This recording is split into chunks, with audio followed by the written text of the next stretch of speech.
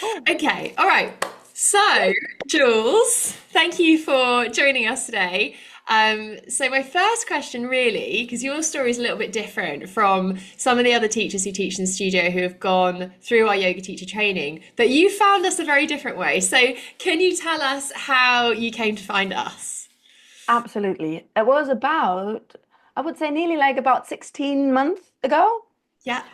because I moved to England just 18 months ago as a yoga teacher, and I was trying to connect here to, yeah, the community and wanted to know how it works because I came from Lanzarote where everything worked so differently. So I started basically to Google yoga studios. And Yeah. one of the first one that came up was you guys. And before I even asked or even thought about working for you guys, I just thought, "Ooh, that looks nice, Salt Sanctuary. So I can find a place where I can go to." And basically, this is how it started. I took the 30 days, £30 offer. And I think in that time I had about 17 classes I love that. and really, really fell in love with just the energy in the studio and all the different teachers, all the different styles. And I think pretty quite in within this time, I said to my husband, "Oh, I would like to teach here." But it took me, I think, another month or so until I came of finally kind of Yeah. reached out to Mark and say, "Hi, by the way." Yeah, And yes, and then I think it started with a few workshops that we did, that's right. the breath work and the sun salutation. And yeah, at some point, I must have done something right because Everything right.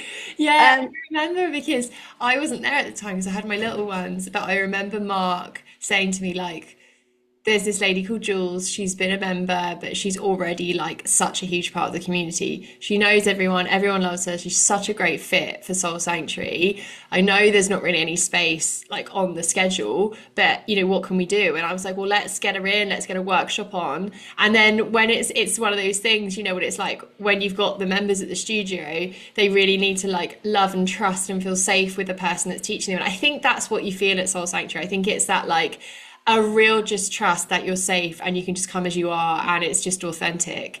yeah, And absolutely. we just needed people to experience that from you to then be like, yeah, I want to come to her classes. And that's exactly what's happened, right? Yeah. Basically, absolutely. And it was amazing. And yes, and then I started teaching, you Yeah. know? And so what Yeah. style do you teach now, Jules? Well, we agreed that I stick to what I guess I know best. It's the hatha. It's a little bit, I think, more like traditional approach to yoga where you don't kind of flow so much through the postures, where you get a little bit more as well of the build-up of a posture.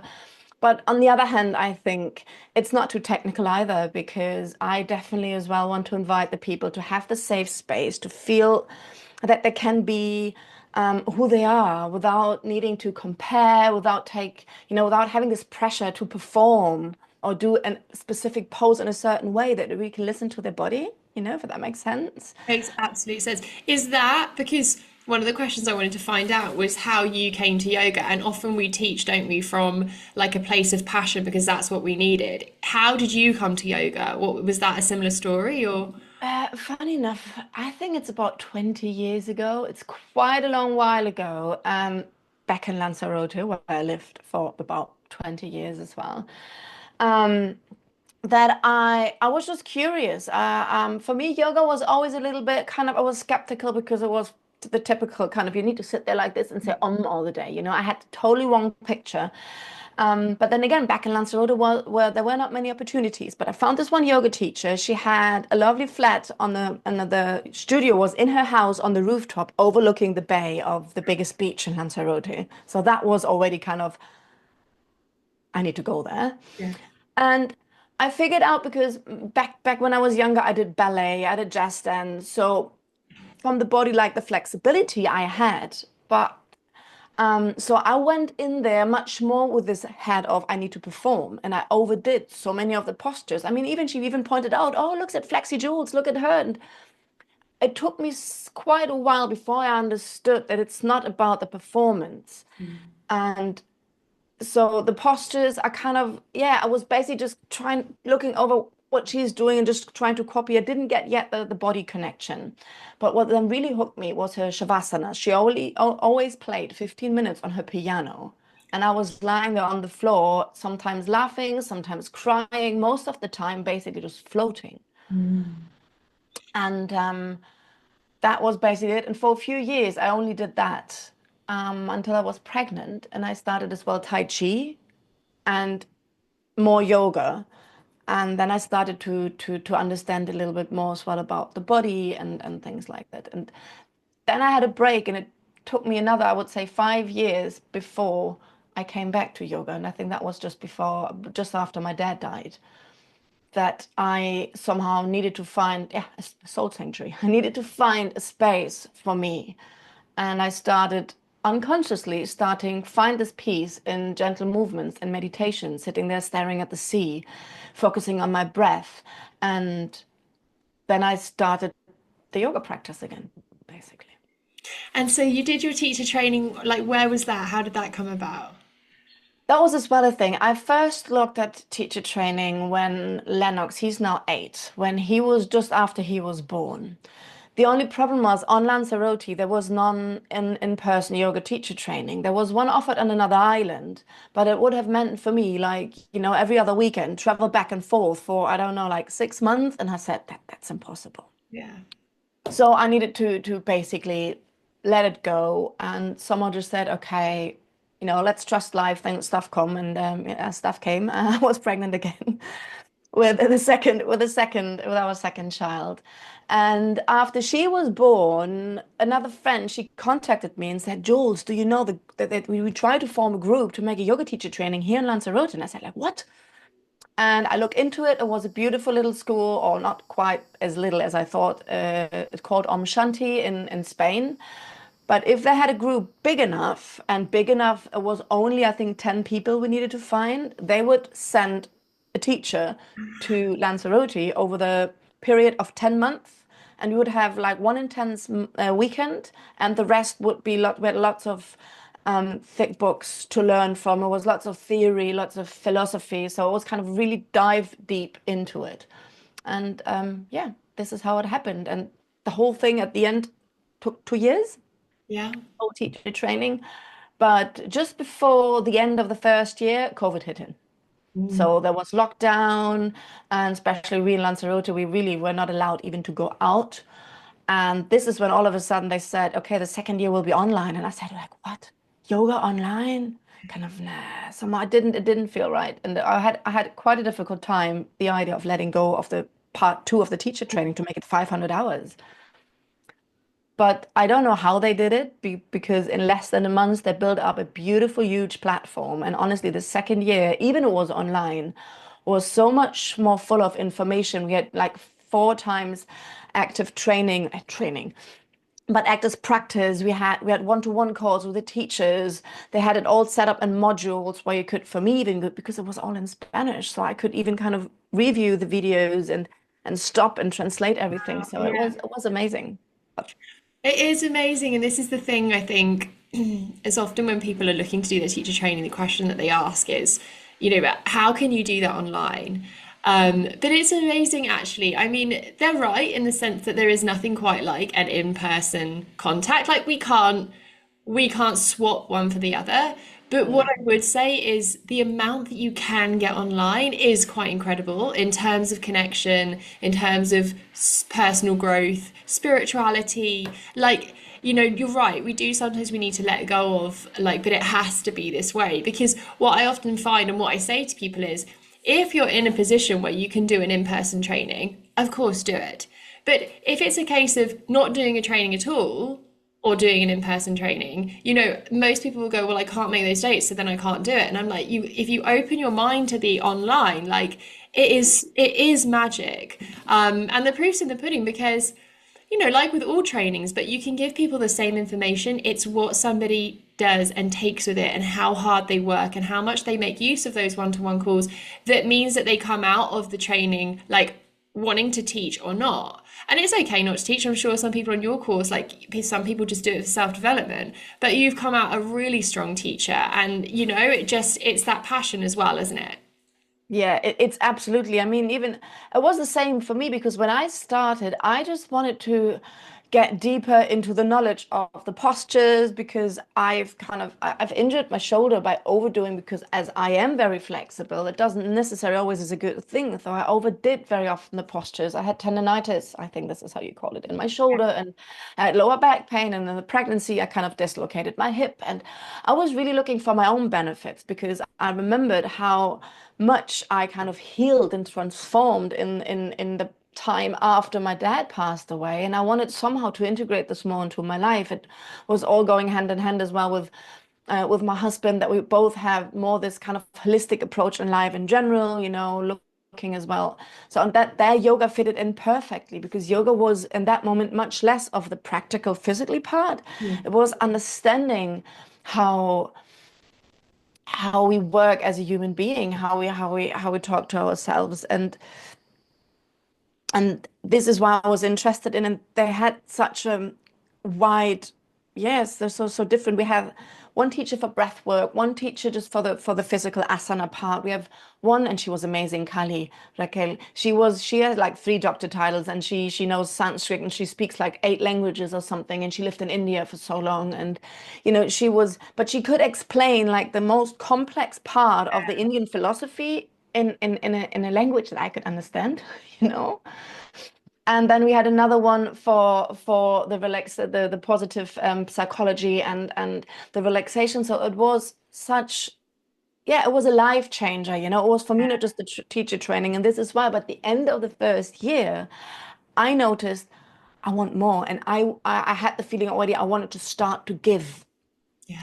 To share this. And then I started, funny enough, with my first online student in lockdown. And we're still going. We still see us twice a week. So Oh, that's beautiful. It is it's a full circle experience, isn't it? When you it come to it is. for a reason and then you feel so driven to share those tools that you've learned to help yourself with other people. Yeah, Um, absolutely. and it's obviously why you're such a fit for the studio because it sounds like our teacher trainings were pretty similar in the way that there was a lot of psychology, there's a lot of philosophy, and so it's designed to kind of transform your way of seeing the world rather than just Yeah. get better at yoga poses. But there are those trainings out there which are very asana focused, and that's great, pose focused, but that's just what I think what you feel in the studio is this like philosophy of what life is about and this non-harm and non-judgment and acceptance. And that feels like Yeah. this common theme that we all have in common, which is amazing. So, because obviously when I do the teacher trainings and the teachers come in the studio, I've been on the training, I know what their biggest battle was during the training. So like for mine, and it's interesting because our stories feel similar in the way that we both lost our dads and then we came to yoga, but we've both got young children, we've got boys, Lennox and Lenny. Like it's Yeah. really interesting. There's lots of overlap. My biggest learning on my teacher training was about perfectionism at the time. Like I was living a life for my dad's approval. I wanted to make him proud, so I was doing the typical like London city thing.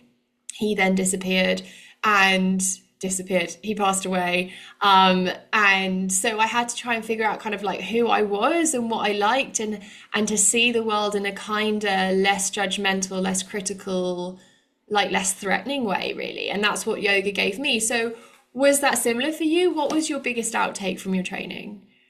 I would say definitely because after the yoga teacher training, I never went back to like a work relation where I was just employed. I decided exactly this a little bit. I want to have a life driven much more by my values, by what's really kind of important to me, and this is not being kind of in the hamster wheel. I didn't necessarily had this, my dad, I mean, bless him, he would be 104 this year. So he was as well in an age, I could have let him go. And he was always trying as well to kind of make me happy. So I had this from his side as well, that he always said, you don't need to, be a certain way to be accepted. But funny enough, many often when I doubted myself, when I was thinking, yeah, but can I really do it? Because of course there is still this voice, but yeah, you need security, if you don't, so, and there I think it was more my father, and I felt his presence very strong, that he said, no, follow your heart, you Mm. know. Oh, And beautiful. I think this is as well what I try as well to bring into my classes. And my biggest learning is that our life is way too short to waste it in a job that we don't like, in a relationship where we're not happy, that whatever it is, you can change it if you want to. You can work on yourself, but the most important bit, find out who you truly are. Not try to fulfill a picture or not try to please somebody else. Find out what's working for yourself. Yeah, So, such yeah. an important message. And we all come to it at different times, don't we, for different reasons. But that's what we're trying to infuse in our yoga classes. And I think that's where people can get so confused about what yoga is. Like it's not a stretch class, right? We're using these poses to like notice ways of being in ourselves, notice those doubts. When we approach a challenging pose, do we just decide that we can't do it before we even try? That self-doubt, can we learn to step over it by practicing these poses that we might think we can't do? On the other hand, as well, we're not there to compete, we're not there to achieve, we're not there to perform, we're doing it for ourselves. And maybe the self development, the growth within ourselves is actually taking the easy option. That was a big one for me. It was like, look, don't worry about it. Like rest Yeah. and try easy and see how it would live, how it would be living in a try easy state. I mean, that was just an alien concept to me. The idea Yeah. that life could be easier and you could love it and you could just be authentic to you and you can actually have a like life that you like rather than that you have to do, right? And that's what yoga's teaching us, isn't it? Yeah, I think absolutely you're right. And sometimes this kind of less is more, We don't have to do this. Sometimes I even said, do you have to? Do you really must? Mm. So even now I start seeing in my practice, I might be able, and even I have lots of poses, for example, that I can't do, and I'm fine with it. At some point I wanna prove it. But I encourage this very, very often as well, the students, even if you're able to do X, Y, Z, try today not to play with it differently and it kind of bring the gaze inwards because this is as well the same in life sometimes. How much are we sometimes wind up by a conversation or something that we heard or a good example I think is in the traffic. I always ask like what kind of driver are you? Are you going that's or I can kind of lay back, switch the music on and then let things happen to you. And that's sometimes the same I think is as well for me in the yoga classes. Come every time with a curious mind and an open heart and see what comes. Leave this expectation behind and live the moment. Feel what you need right now, not yesterday, not tomorrow, right now. Yeah, so perfectly put, Jules. So just to end, is there a book that you would recommend? I always think that's a nice thing for someone to kind of share what's taught you, or even a couple, some of the most influential books on your journey. Oh, there are a few. I mean, one fun enough, if you even read it in English, it's called The Midnight Library. It's Okay. pretty much about yeah, personal development much more other than for example yoga. It's a very, very cool book that puts you a little bit into place to that every decision matters, every moment matters, exactly what we are just talking about. You're not stuck in a bubble if you can change this. Um, but well, right now as well, I read a very good book, but I mean, of course, they're all in German, so it's very difficult to just name the titles. Yeah. But my books that help me even during the yoga and help me now, it's very much about exactly this kind of self-development, acceptance. I read a few as well about breath work because I think the power of breath is as well something. Yes, we read books, of course, in the teacher training. I have a few even somehow down here. As if I mean, of course, I mean there is the classical, of course, that we I think all know at some point is the Bhagavad Gita. we're. But there as well, I had some struggles. Now the other ones, I think they're down in the garage. Because these are books, and there's another one, The Tree of Life and the Tree of the Light of Yoga from Yin Yang, which even if you're not 100% into yoga, but their approach on life, I Mm. think it's beautiful. And even there, I needed to find a few because the one that we had during the teacher training, it always depends on the interpretation of the Yeah. author. And we had the Spanish one. He was for me a little bit too philosophical, too kind of, and then again in Spanish, I couldn't understand the word. And I found this and this makes it so much more understanding. And this is a book I always come back to. It's not kind of you read it from the back to front. So Yeah, but for me, it's this everything that kind of brings you a transformation. This is what I think read my literature for the last at least decade. Everything that kind of helps me to become more and more the person I want to be, somehow this kind of connection to my true self. I love that. Well, Jules, thank you. And so let people know, where can they find you for your teaching? Well, they can find me in the Soul Sanctuary studio, of course. Every Thursday night, I teach at 7:15.